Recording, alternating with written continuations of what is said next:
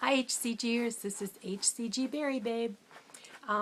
Today is day 3 of P3, and this morning I was down 1.1. I'm 1.4 below LDW. So, that's okay. Looks like I'm going to have to do something. If it's down again in the morning, I'm going to have to do something to bring that back up because I want to stay in the zone. At the end of this vlog, I will read the paragraph from the book. Elena Marie asked me where I got my information about wanting to keep your calories as high as possible in order to be able to eat more after P3 and maintenance. And I just really want to stay in that 2 pound on either side of LDW window to secure my set point. This is going to be, I don't plan on doing another round, at least not immediately. If at some point in the future I may do one, but right now I'm pretty satisfied where I am. And so it's very important for me to maintain, because I went online and read some P3 information today of different places, and consensus was that if you lose below the 2 pound window below, once you start eating real food again, then you'll gain back up to possibly your previous set point. So that scared me enough to make me want to stay in that window, even though historically I've lost on low carb, and when I'm doing low carb, the potential is there to lose more pounds.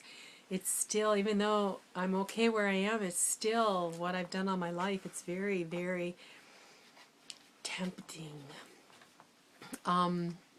Today was, I'm going to be talking P3 food porn.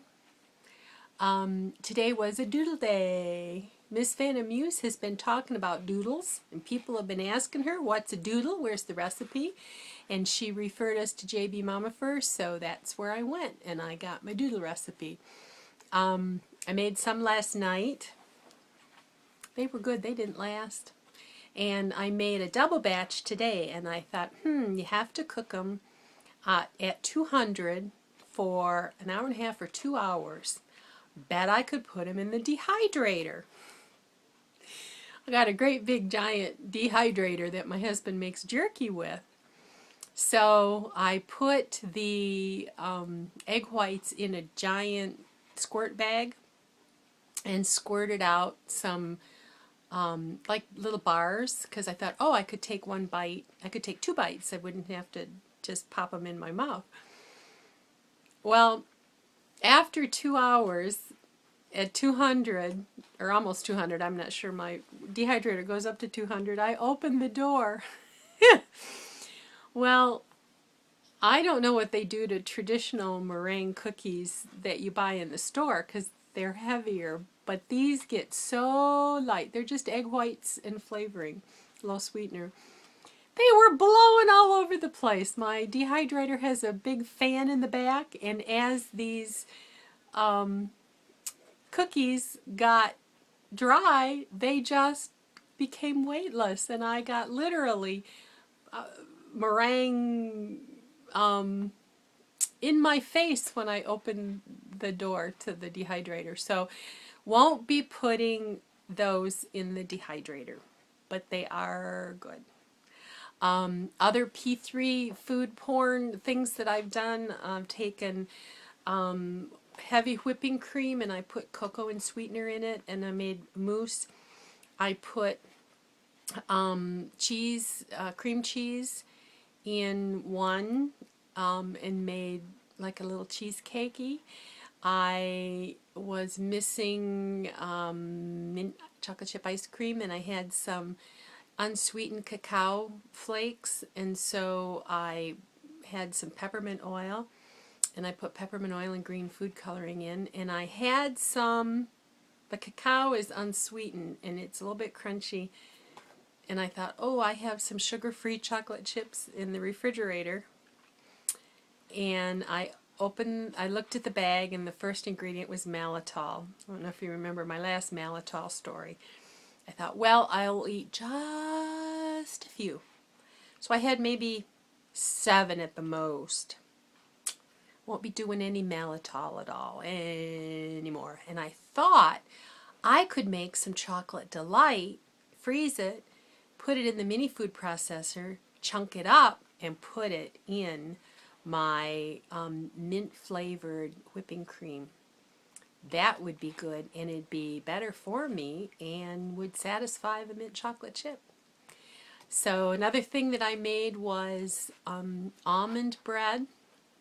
I'm just really looking for something to put butter on. I love real butter. And that's one of the things about doing low carb is the lack of bread. I made cloud bread and buttered one side and put the flat sides under. I have one of those little New Waves, a little one, and I put them under there and toasted the top, and then I was able to put ham and cheese and have a grilled ham and cheese sandwich. That was wonderful. My husband even liked that, and my daughter didn't mind the cloud bread at all. And then I toasted up some, and I put some fruit-only strawberry preserves on them. That was good. But then with this almond bread, all it is a cup and a half of almond flour. I used almond meal from Trader Joe's, 4 eggs, and then I used 4 packages of Truvia. And I put mine in a 9x13 pan. I have a cake pan that has square corners on it.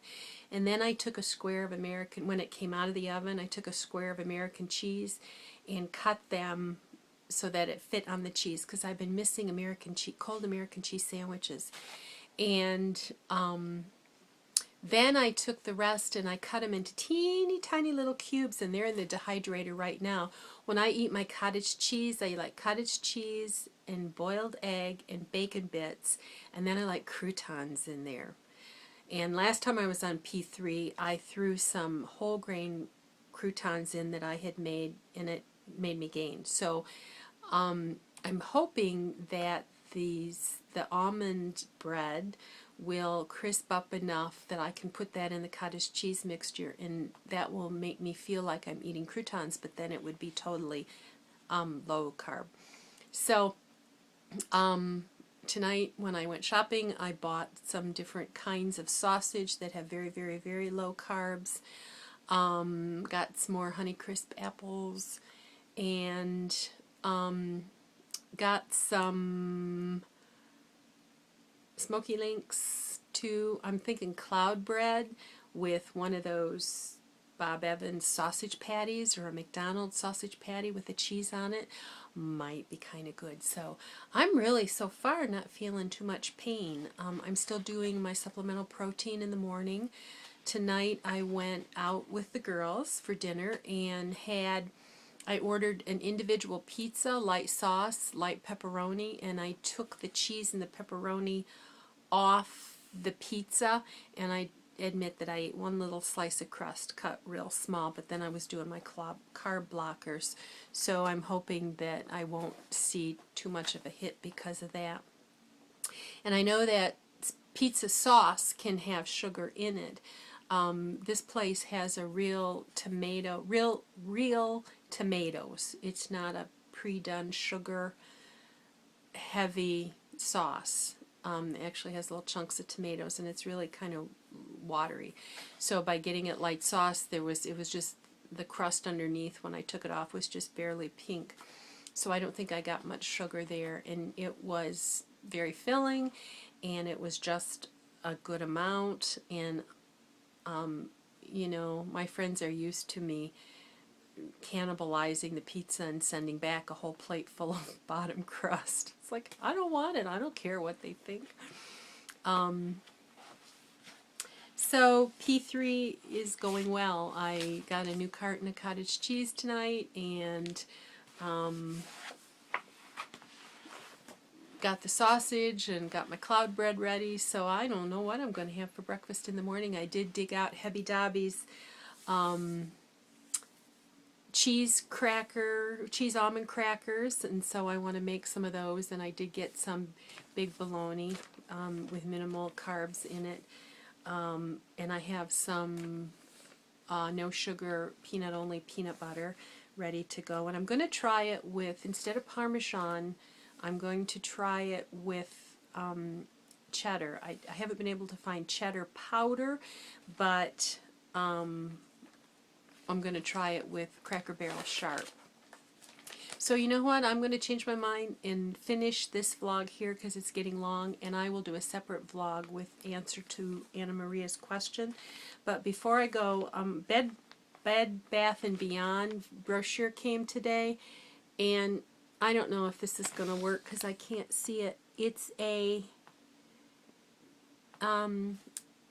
diffuser. It has a glass, it's a pitcher, and it has a glass that you can put your fruit in the middle and then pull it right out. So I was thinking that would be good for iced tea if the jar could be